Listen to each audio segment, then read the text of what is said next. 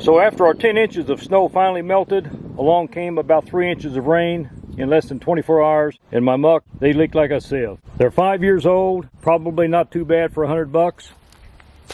They're starting to crack out here really bad. This right here took the water right into the hill. Water would come up here and your sock would get wet clear up into here. They've done their job. Now they're going to find a trash can.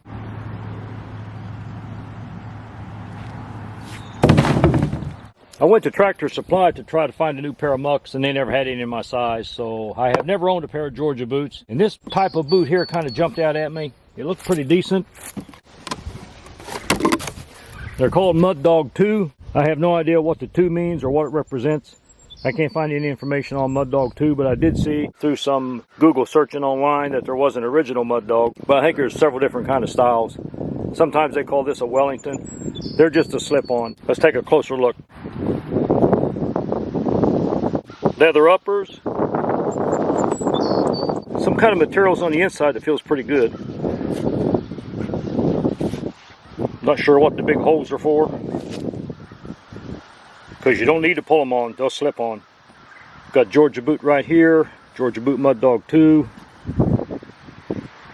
waterproof shell, and if you're curious, I'll read the writing to you on the soles. Self-cleaning lugs, oil resisting, slip resisting, non-marking, Georgia boot, georgiaboot.com, and guaranteed comfort. Counterlock. That's one of the biggest features I wanted, because I can slip them off by hooking my one boot on top of this. When that boot's off, I can take my toes and put on this and pull right out of it. You don't even have to sit down to get the boots off. Just do some close-up of the old Jobbers by Muck. That's just degradation through time, sunlight. The neoprene inside held up pretty good. Got some wear in there. The other one is just now barely starting to crack. Not sure what the brown material is, but water, of course, would wick up through there and get clear up inside. They're short, depending on your application, but they're extremely easy to get off and on.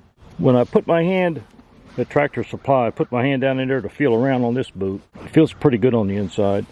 There's some kind of material that's going to be hard for you to see it. It rides right on top where the Achilles heel is, and it's some kind of a grippy material. It's like a soft pad of leather. They've got kind of a snug area around right where the top of your ankle would be, and your ankle just kind of has a soft snap in place. And I don't know if that's what the counterlock means. I got a feeling it does, but I'm not sure about that.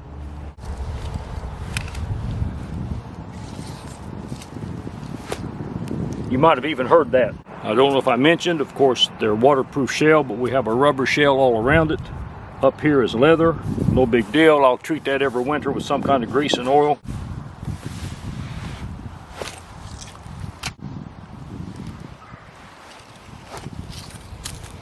Now, to me, another big selling feature is I don't have to sit down to take them off. You take them off right outside the house, or even if you get in the house on newspapers, you got that counter, you got this ledge right here. That's very nice. Look at that. Boom, they're off. Take your toe.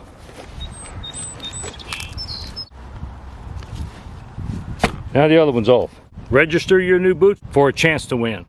Interesting little tag came with them. Here is a brief history of it. Kind of interesting. They've been around for like 75 plus years.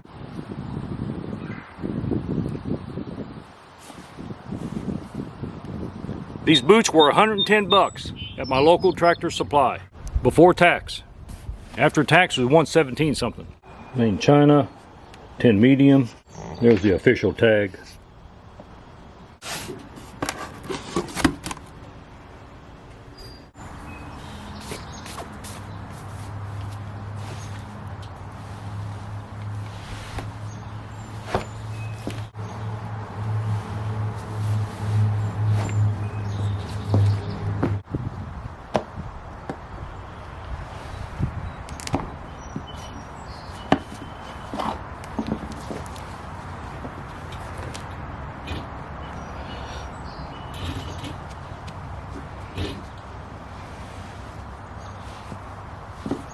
That's a whole lot better than nothing sticking out of there at the back to aid in removal. I forgot to add, these are the non-steel toe or composite toe model. you can actually compress this toe. It's fairly stiff, but you get the idea. If you got any questions, don't hesitate to ask in the comment section. I'll get around to them. I appreciate you watching, and work safe and have a good one.